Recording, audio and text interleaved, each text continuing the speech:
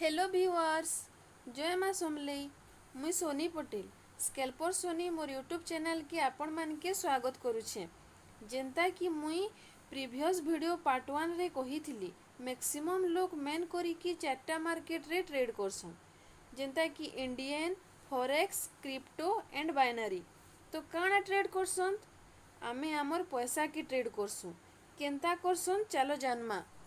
जानबार आगे नु आ गुटे कथा कहबा लगी चाहूछे।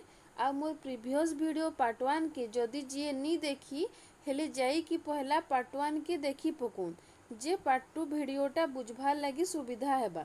डिस्क्रिप्शन बॉक्स रे तार लिंक दिया हेछि, जाई कि देखी पकुन। मेन करी कि आमे मार्केट रे दुई प्रकार रे ट्रेड करी पारसु। गुटे हेला इन्वेस्टिंग आ गुटे हेला ट्रेडिंग। तो चालुन जानमा इन्वेस्टिंग काके कहसन। इन्वेस्टिंग माने काना इन्वेस्ट करसु। आमर पैसा के ही आमे इन्वेस्ट करसु। केने करसु? केंता करसु? जेंता कि आमे बैंक रे पैसा के रखसु, जे किछि आमे अधिका पैसा रिटर्न मिलबा कहिकी, जेंता कि फिक्स डिपॉजिट, आरडी, आरआईडी ई सबु। सेम हेंता आमर पैसा के भी शेयर मार्केट रे इन्वेस्ट करी पारमा।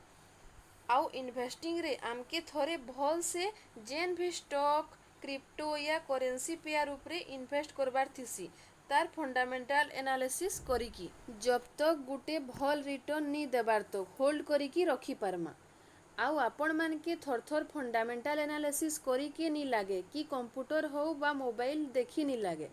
थरे बस बाय करिकी वेट करुन जब तक भल रिटर्न टे नी मिलबार जाकर। एंता ही इन्वेस्टिंग करसन। इन्वेस्टिंग रे जेतकी लॉन्ग टर्म लगी इन्वेस्ट करी पारबे हेतकी भल प्रॉफिट पाई पारबे। केते प्रकार इन्वेस्टिंग थिसी से तार उपरे अपकमिंग वीडियो रे जानमा। एबे चालुन जानमा ट्रेडिंग काके कहसन। देखुन सिंपल भाषा रे कहबा लगी गोले जी मैक्सिमम दिन मार्केट आवर्स रे कंप्यूटर हो या मोबाइल सामना रे बसी की टेक्निकल एनालिसिस माने चार्ट देखी कि बाय सेल करसी आउ सेम डे रे मिनिमम गुटे प्रॉफिट या लॉस बुक करसी, ताकि आमे ट्रेडिंग कहसु। बिना टेक्निकल एनालिसिस कि बिना चार्ट रीडिंग नी करी कि ट्रेडिंग करी नी हुए। आउ जदि बिना एनालिसिस रे ट्रेड करले ताके गैम्बलिंग कुहाजिसी, जेनता के कहसन जुआ। बहुत टाइप रो ट्रेडिंग अछि, अपकमिंग वीडियो मान के जानमा। तो आपण माने ट्रेडिंग आउ इन्वेस्टिंग काना है जे आशा करूछे बुझी पारथिबे। तो चालुन एबे जानमा इंडियन मार्केट बारे। इंडियन मार्केट बारे जानबार आगे नु मुई गुटे कथा कहबा लगी चाहूछे, जे मुई पर्सनाली एखेन forex, crypto and binary market उपरे ज़्यादा फोकस करूछे। इथि लगी कि ई सबू मार्केटटा 24x7 ओपन थिसी, जेन थी द्वारा कि मुई मोर फ्री टाइम देखी कि ट्रेड करसी। आउ आके आपण मानकर लगी फॉरेक्स मार्केट उपरे बहुत सारा वीडियो नहीं कि आसबी, जेनटा देखी कि आपण माने भी मोर लेखे ट्रेड करी पारबे आउ इनकम भी जनरेट करी पारबे। बेले एखेन मुई आपण मान के इंडियन मार्केट रो बेसिक जिनिस माने जेतकी दरकार जानबार कथा हेतकी मुई आपण मानकर संगे शेयर करबी। बेले चालुन एखेन जानमा इंडियन मार्केट रो स्ट्रक्चर। आमे जहाँ भी इंडियन मार्केट रे ट्रेड या इन्वेस्टमेंट करसु सबू सेबी द्वारा सुरक्षित है। आउ सेबी रो फुल फॉर्म हैला security and exchange board of India. आउ ई सेबी अंडर रे सबू स्टॉक एक्सचेंज माने काम करसन। तो मेन करी कि आमर इंडियन मार्केट के दुई प्रकार रे आमे इन्वेस्ट या ट्रेडिंग करी पारसु। गुटे हैला इक्विटी मार्केट आउ गुटे हैला कमोडिटी मार्केट। तो चालुन पहला जानमा काना इक्विटी और काना कमोडिटी है। इक्विटी मार्केट के दुईटा स्टॉक एक्सचेंज चलासु, गुटे हैला एनएससी आ गुटे हैला बीएससी। एनएससी रो फुल फॉर्म हैला नेशनल स्टॉक एक्सचेंज, बीएससी हैला बॉम्बे स्टॉक एक्सचेंज। जहार अंडर रे जेन कंपनी माने थिसन तांकर शेयर के आमे ट्रेड या इन्वेस्ट करी पारसु। केनसी भी नुआ कंपनी गुटे खुलले से माने पहला एनएससी आउ बीएससी रे रजिस्टर हेबार लगी पड़सी।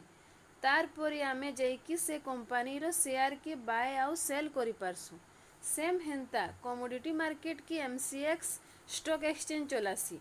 एमसीएक्स रो फुल फॉर्म हैला मल्टी कमोडिटी एक्सचेंज। एखेन जानमा इक्विटी या कमोडिटी मार्केट रे केंता ट्रेडिंग आउ इन्वेस्टमेंट करी पारमा जी।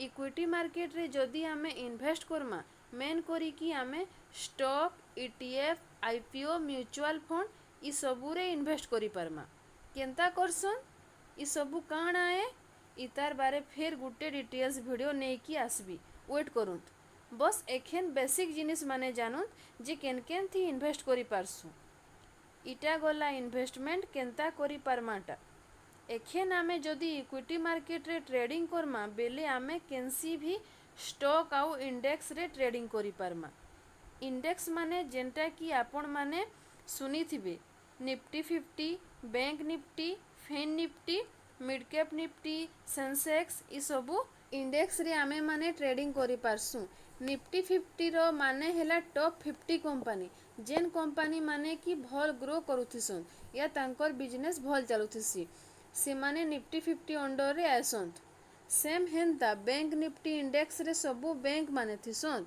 आउ इ मान की एनएससी रेगुलेट करसी सेम हेंता सेंसेक्स रे टॉप 30 कंपनी लिस्टेड है कि थिसन आउ सेंसेक्स के बीएसई रेगुलेट करसी आउ एंता बहुत सेक्टर वाइज इंडेक्स अछंत जेन थी कि मैक्सिमम लोग ट्रेडिंग करी कि भल प्रॉफिट जनरेट करसंत नेक्स्ट एखेन आमे जानमा कमोडिटी मार्केट जेनटा कि आमे इक्विटी मार्केट रे कंपनी मानकर शेयर के बाय सेल करिथिला लेकिन कमोडिटी मार्केट रे आमे प्रोडक्ट के बाय एंड सेल करमा कमोडिटी मार्केट रे अगेन आमे दुई प्रकार रे इन्वेस्ट या ट्रेडिंग करि पारमा गुटे हेला एग्री प्रोडक्ट आ गुटे हेला non agri product agri product under रे आमे crude palm oil cotton mentha oil इ सबू रे इन्वेस्ट करि पारमा आउ नॉन एग्रीटा फिर चार प्रकार रे इन्वेस्ट या ट्रेडिंग करि पारमा गुटे हेला हमर एनर्जी सेकंड हेला मेटल थर्ड हेला गोल्ड आउ लास्ट हेला हमर सिल्वर आमे एनर्जी रे क्रूड ऑयल आउ नेचुरल गैस के ट्रेड करि पारमा हेंता मेटल रे आमे एल्युमिनियम कॉपर जिंक निकेल इ सबू रे ट्रेड या इन्वेस्टमेंट करि पारमा हेंता गोल्ड आउ सिल्वर रे ट्रेड या इन्वेस्टमेंट करि पारमा इ वीडियो रे मुई जहा सबू कहली इंडियन मार्केट रो मिनिमम बेसिक जिनिस माने मुई आपण मानकर संगे शेयर करली फिर भी जदि आपण मानकर किछि डाउट अछि बेले कमेंट बॉक्स रे जणाबे और प्लीज मोर चैनल के लाइक सब्सक्राइब करबार लगी नहीं भूलबे थैंक यू।